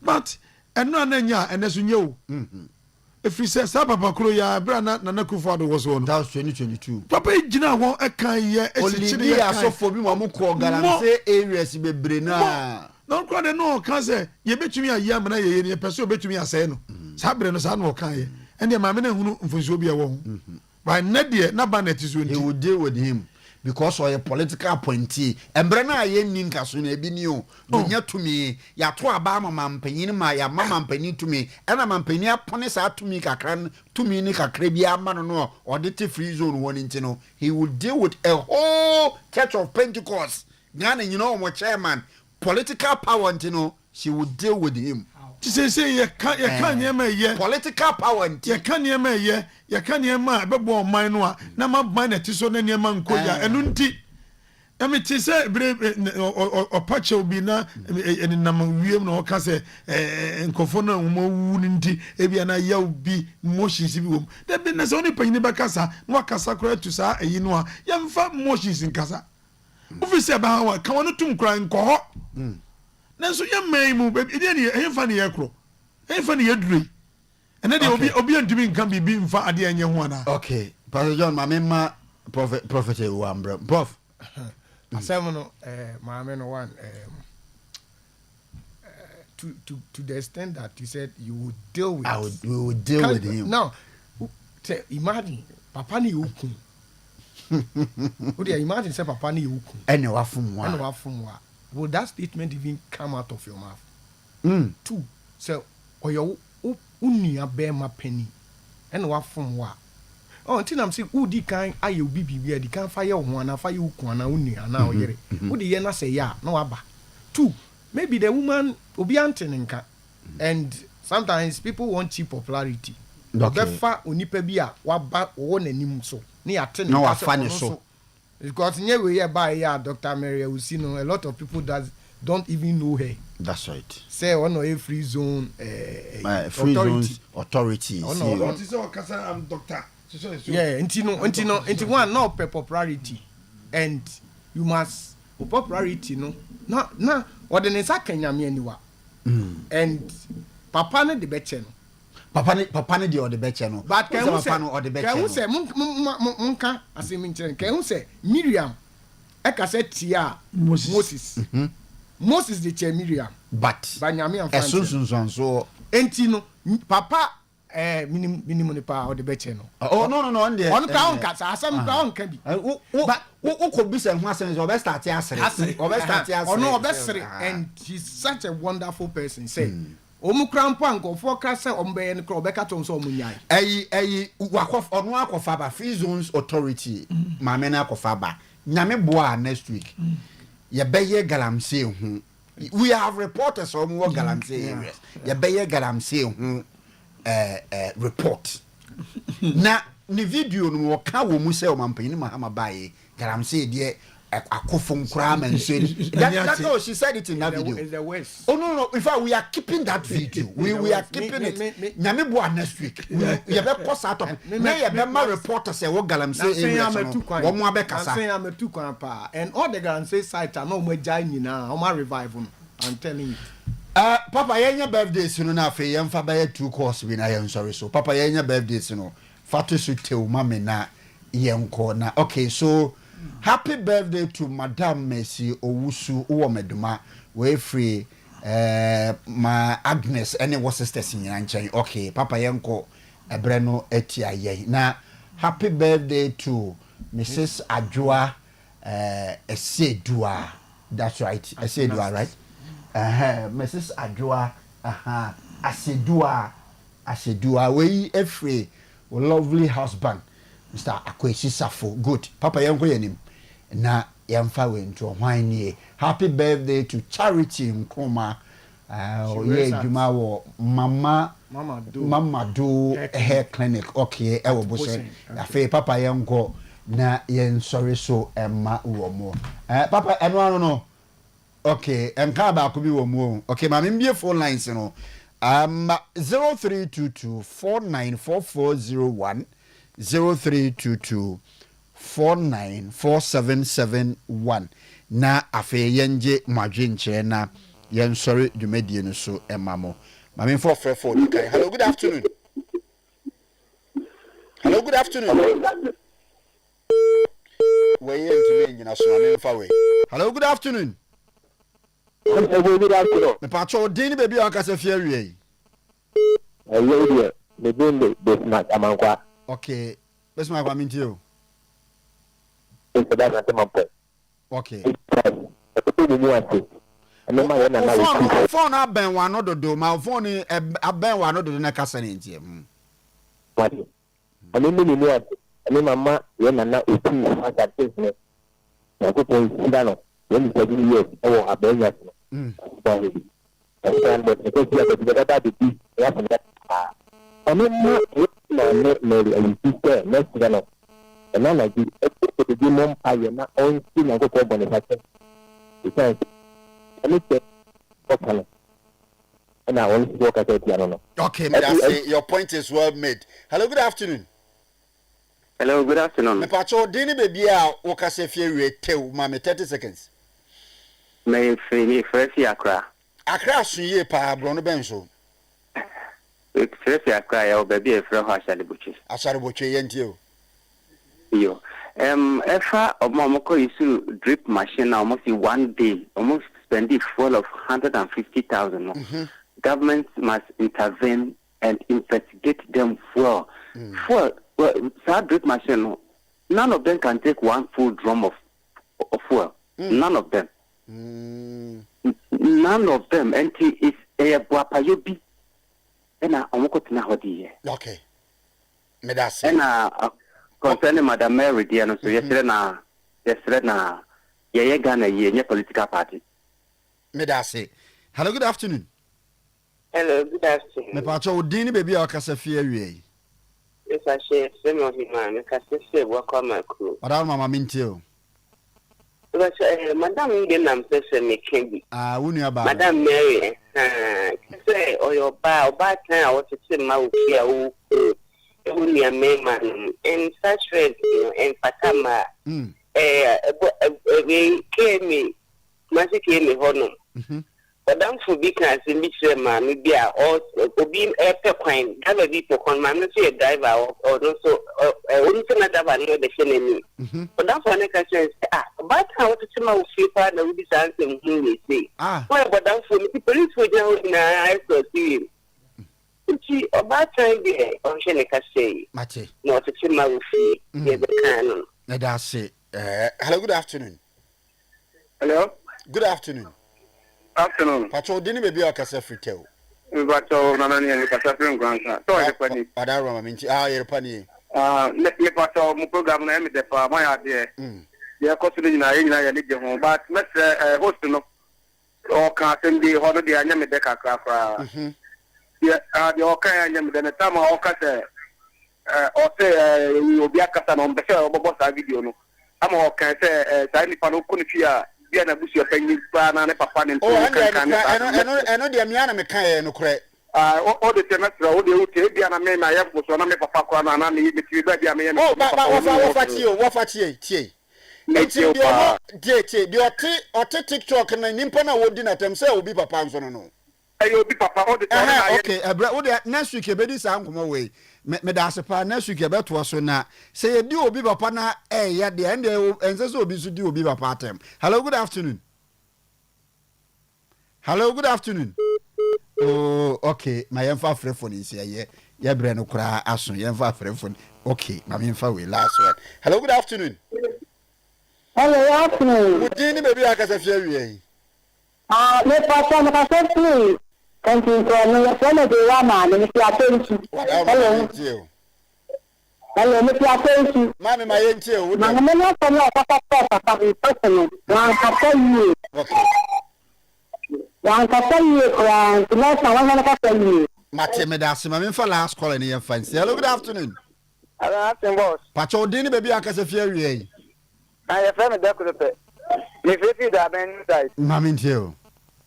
We eya bi sua de magana sofo ni bebrebe. On say ye be ba. Ghana sofo no mo gya wo mo property Nyankopɔn ti so dia politicians for no. No mo make na so no mo twantura eni kwa se Nyankopɔn ti die aka kire Nyankopɔn.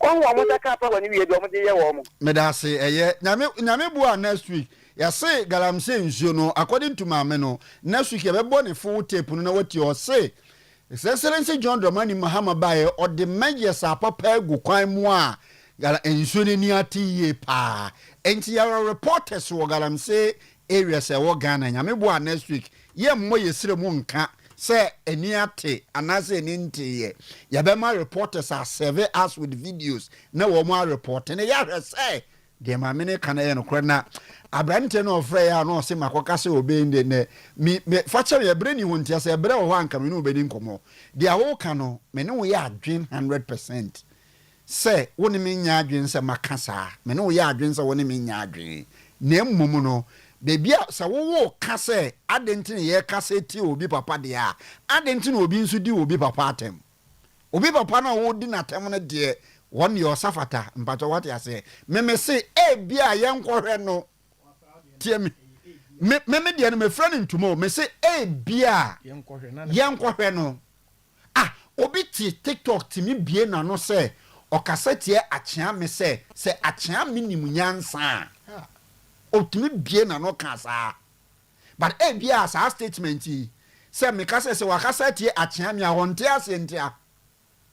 He doesn't understand where sa statement no straight but amambre mu no say ye ka say achia minti enti ye kan sa na sa wote ase sa me say bia sa nimpa no be kɔ ne fie na busua pani kura ntoma ye tutu kura na to na end bia na busua pani ne ntoma a ofura no egu wa use sa ntoma na de busua pani abaya 25 years ni wontimi nsesa ye ebia se nimpa no wo be kɔ ne fie no opapa eye kwahwe aban bi ebia wo be kɔ na ne ntu futuo popra so no wa betena TV nim entini saa na meka you have every right to disagree to what I am saying. You have every right, but I am telling you say ebia anyway ya brana suma ye for next week once you have an interest in this Saturday our program where the best shaping society no obia nya